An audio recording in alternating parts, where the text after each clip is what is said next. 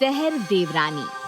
वंदना का शरीर बुखार से तप रहा था, इसलिए वो अपने कमरे में सो रही होती है। सुबह सुबह उसका बेटा अनिल अपने ऑफिस के लिए बिना खाना लिए जा रहा होता है। तभी उसकी चाची यानी कि वंदना की देवरानी जया उसे रोकती है। अरे अनिल बेटा, तू सुबह सुबह बिना खाना लिए ऑफिस जा रहा है? पूरे दिन भूखे कैसे काम करेगा?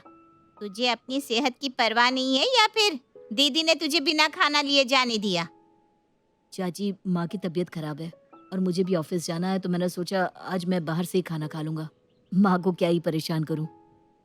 लेकिन तुझे तो बाहर का खाना सूट ही नहीं करता बेटा, और ये बात तेरी माँ को पता भी है। तभी भी वो तुझे खाना बनाकर नहीं दे सकती। अरे बुखार का क्या है, दवाई ले लेती, अब तक तो बुखार ठीक भी हो गया होता। अ, हाँ, मैं जानता हूँ चाची, पर मैं ही माँ को परेशान नहीं करना चाहता, इसलिए मैंने माँ को उठाना ज़रूरी नहीं समझा। मुझे तो पता ही था, दीदी तुम्हारा कभी अच्छे से ख्याल रख ही नहीं सकती। मैं तो शुरू से देखती आ रही हूँ, आज तक तुम्हें बिना मांगे एक रोटी नहीं दी, और अब भी देखो ऐसे ही भूखे पेट ऑफिस जा रहे हो। तुम्हें ये सब अच्छा लगता है क्या?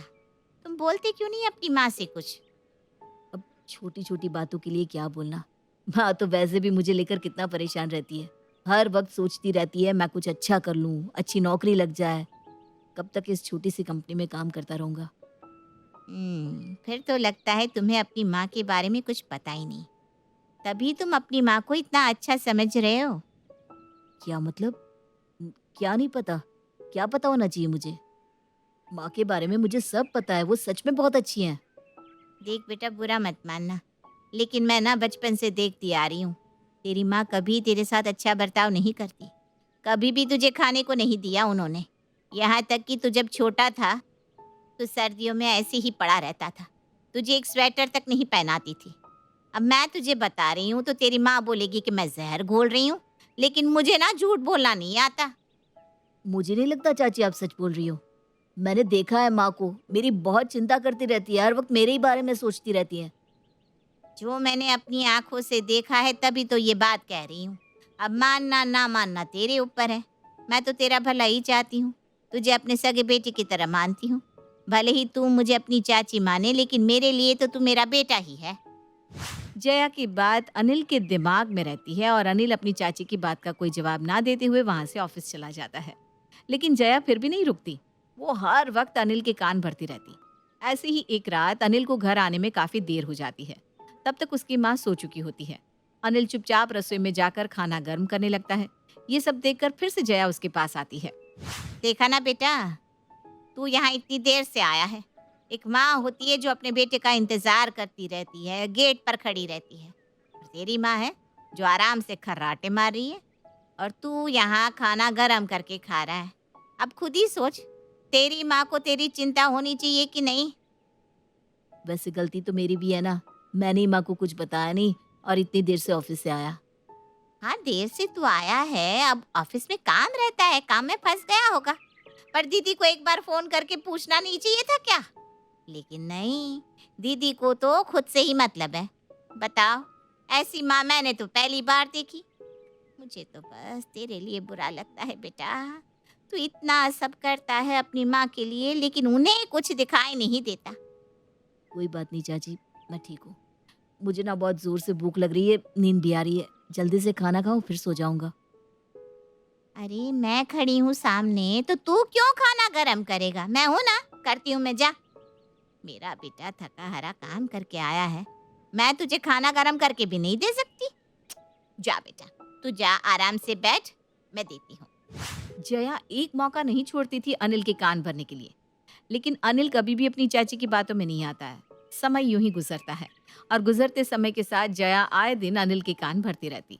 ऐसे ही एक दिन अनिल अपनी माँ वंदना के साथ बैठकर बातें कर रहा था। माँ, मुझे कुछ पैसे चाहिए। मैं कब तक एक कंपनी में ऐसे ही काम करता रहूंगा? मेरा बहुत मन है खुद का काम शुरू करने का, लेकिन पैसे नहीं है। आप मुझे पैसे दे देती तो मैं अपना काम शुरू कर लेता। पैसे? लेकिन तू तो जानता है ना बेटा हमारे घर के हालात कैसे हैं। ऐसे में मैं तुझे पैसे कहाँ से ला कर दूं?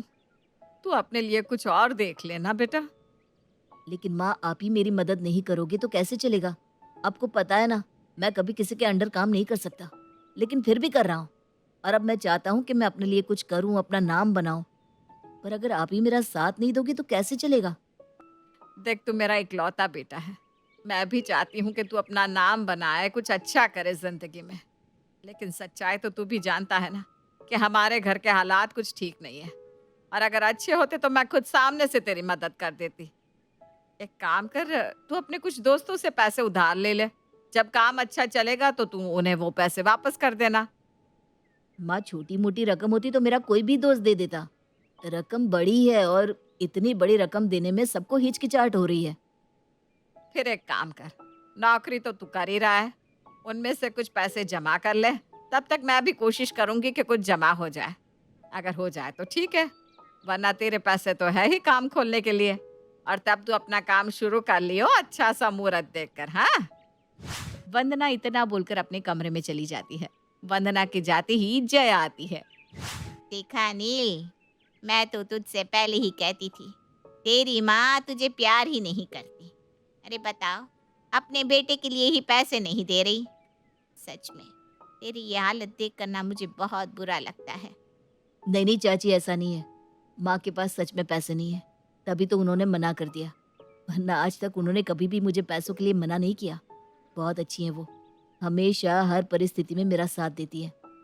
लेकिन इस बार हालात कुछ अलग है ना, जो हमारे हाथ में नहीं है। ऐसा तुझे लगता है अनिल बेटा, लेकिन ये सच नहीं है। तेरी माँ के पास बहुत पैसे पड़े हैं, लेकिन वो अपनी तिजोरी में रखती है। एक पैसा इधर से उधर नहीं होने देती। देख, मुझे कोई दिक्कत नहीं है, लेकिन अब जब अपने बेटे के लिए 1 रुपया नहीं निकल रहा, तब मुझे ना सच में बड़ा बुरा लग रहा है। बहुत अमीर है तेरी माँ, बस दिखाती नहीं है। इसका मतलब माँ मुझे जानबूझकर पैसे नहीं दे रही? उनके पास पैसे हैं। और नहीं तो क्या। अरे जब तू पैदा भी नहीं हुआ था तब से तेरी माँ को देखती आ रही हूँ। इतने पैसे जमा कर रखे हैं उन्होंने कि तुम 2-3 साल तो आराम से बिना कुछ करे खा सकते हो। लेकिन फिर भी पता नहीं क्यों तुझे देना नहीं चाहती।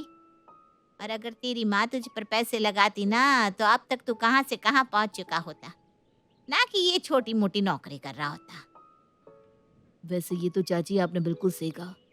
मुझे अपने लिए कुछ बड़ा करना था, आगे की पढ़ाई पूरी करनी थी, लेकिन पैसों की तंगी की वजह से मैं कुछ कर नहीं पाया। बहुत अफसोस होता है।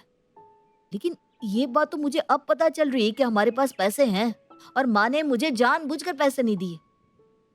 अब तेरी माँ है ही ऐसी, तो क्या कर सकते हैं। उसे तो बस पैसे खाना आता है। बच्चों पर, परिवार पर पैसे लुटाना वो नहीं कर सकती ये सब। कोई बात नहीं बेटा, अब किस्मत में जो लिखा होता है वो तो होता ही है। अब तेरी माँ ऐसी मिली, उसमें तेरा क्या दोष। कोई बात नहीं, ऊपर वाला सब देख रहा है। कभी ना कभी तेरे साथ भी कुछ अच्छा होगा ही। जया अनिल को भड़काने की हर मुमकिन कोशिश करने लगती है और यही उसका काम भी बन जाता है। कुछ दिनों बाद जया अपनी जेठानी के पास आती है। दीदी, मुझे लगता है कि अब हमें बंटवारा कर ही लेना चाहिए। जिसके परिवार में ज्यादा सदस्य होंगे उसको ज्यादा हिस्सा मिलेगा, और जिसके परिवार में कम सदस्य होंगे उसे कम हिस्सा मिलेगा। ये कौन सा हिसाब हुआ भला? परिवार के अनुसार थोड़ी ना बंटवारा होता है, बल्कि बंटवारा तो बराबर 2 परिवारों में बांटा जाता है। दीदी, हम परिवार तो एक ही है ना। बस जितने लोग हैं उतने लोगों को उनका इतना हिस्सा मिल रहा है। और मेरे परिवार में 3 सदस्य हैं, तो मुझे 3 सदस्य का हिस्सा चाहिए। 3 सदस्य कैसे? तुम और देवर जी, तुम दोनों ही तो बस साथ में रहते हो, तो ये तीसरा कौन सा आ गया? अरे हमारा अनिल भी तो मेरे साथ ही रहेगा ना।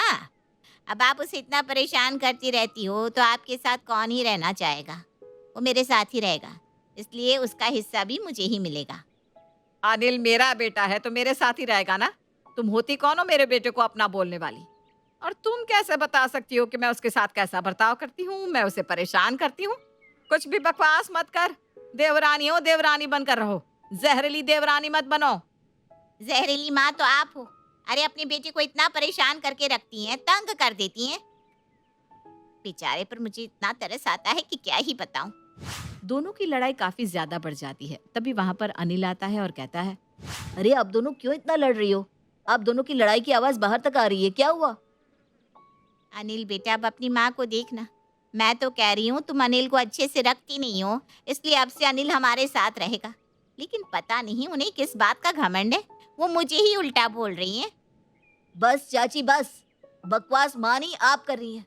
मैं अब तक आपकी बात सुनता रहा, इसका मतलब ये नहीं कि मैंने आपकी बातों पर यकीन कर लिया। मुझे मेरी माँ पर पूरा यकीन है। मेरी माँ ने अकेले मुझे पाल पोस कर बड़ा किया है और अब आप आई हो मेरी माँ पर इल्जाम लगाने, मुझे भड़काने। मेरी माँ और मेरे बीच जहर आप घोल रही हैं। अनिल के मुंह तोड़ जवाब ने जया का मुंह बंद करवा दिया था और वो तुरंत ही वहां से अपने कमरे में चली जाती है और फिर कभी अनिल के कान नहीं भरती।